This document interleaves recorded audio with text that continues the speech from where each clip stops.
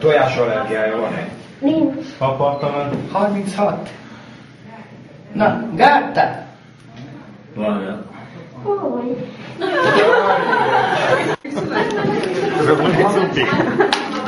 Da, mulțumim. Apartament.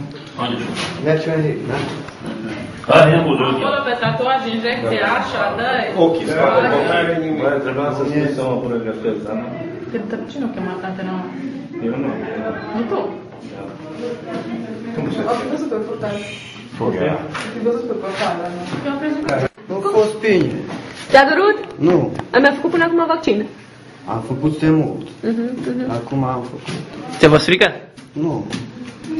Crezi că e bine să te Da, vaccinezi? bineînțeles că m-a zis șeful nostru că este niște bolnavi aici și... Ca să nu vă îmbolnăviți mai mulți. Acum venim a doua oară. La prima campanie am vaccinat 150 de persoane și eu m-am mirat cât de reușit a fost acțiunea și foarte bine a fost organizată. Oamenii au fost prezenți, chiar mai mulți se puteau să fi fost vaccinați dacă știam și ne pregăteam. Eu, adică... Asta ia, nu. Nu am focul, mă ia. Motivă. La genetic. Am plecat. Și noi mulțumim.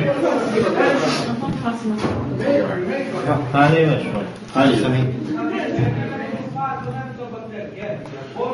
Apartament. Hai, și apartament. Hai, și apartament. Cam așa.